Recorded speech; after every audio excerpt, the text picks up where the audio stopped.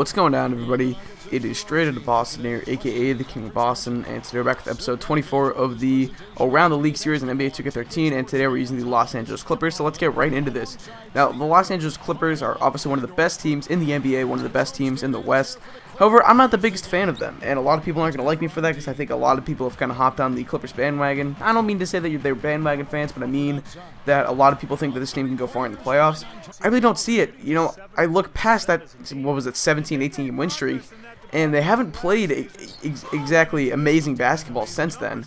I mean, you know, they've slipped in the West. I think they're down to 4th maybe. I think, yeah, they're past the Nuggets, so they're looking at a first round match with possibly the Grizzlies, which would be a rematch of last year. That'd be an incredible series, just like it was last year. But anyway, I just don't really think this team can go that far in the playoffs. I mean, they have a roster who, if they can figure out how to play half-court offense, they have great guys for the postseason. Obviously, Chris Paul has postseason experience. He is one of the most clutch players in the NBA. I love Chris Paul. He's easily the best point guard in the NBA. There's no doubt about that. Blake Griffin, some of the guys from last year, like DeAndre Jordan and them, they have experience from last year, so that's good. Blake Griffin, obviously, you know, he's really developing. He's one of the hardest workers in the NBA. You know, he's really developing his face-up game. He's really developing his dribble drive. His post game isn't really there yet, but he's really working hard at it, and I'm in love with Blake Griffin. The guy has all the potential in the world. His stats are down a little bit this year. That's mainly because he's surrounded with better players who are taking away some of his touches. So don't look anything into that. But anyway, DeAndre Jordan is a guy that they really need to figure out what they're going to do with him, the Clippers do. I think they should try to package him with Eric Bledsoe in the offseason, in this offseason, because it's clear that they don't want DeAndre Jordan on the floor if he's not going to be able to make free throws in the fourth quarter. So they've been benching him in the fourth quarter recently, playing guys like Lamar Odom there, and even going small with, you know, guys like Caron Butler at the 4 maybe, or even Grant Hill. So anyway, they got to figure out what they're going to do with DeAndre Jordan. Eric Bledsoe is another guy they need to trade in the offseason. They obviously need a backup point guard. Bledsoe has a ton of trade value at this point. It seems like it was going down and down more as he played, because it seems like people were kind of looking past some of his better games, and he started to struggle when defenses started to figure him out. He's not a very complex player. He's just a kind of a dribble drive type of guy. Decent passer, usually uses his penetration to create assists for his players, which is very good. That's a skill that not many point guards have in the I shouldn't say not many, but not all point guards have in the NBA.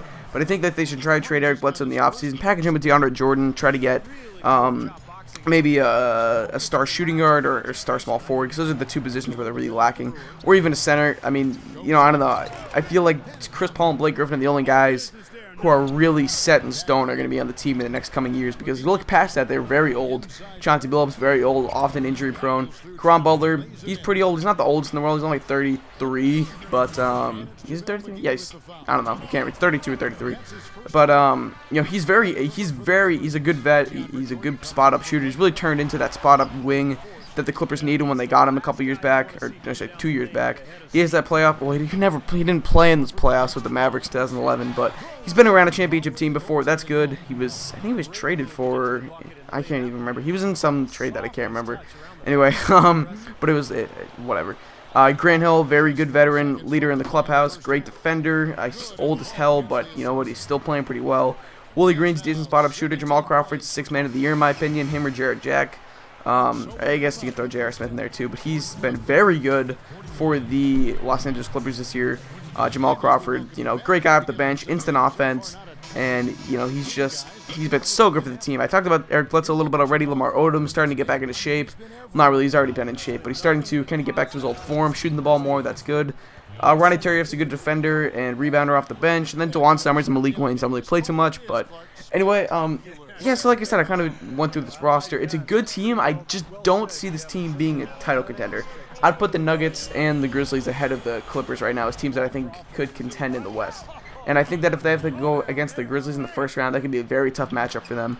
But this team has much improved from last year. Like I said, they have some work to do in the offseason. They're very old, so I don't know how many of these guys are going to be back next year. They also need to address what they're going to do with guys like Eric Bledsoe and DeAndre Jordan. I say trade them, get like a star center or a star wing player. That would be great for them.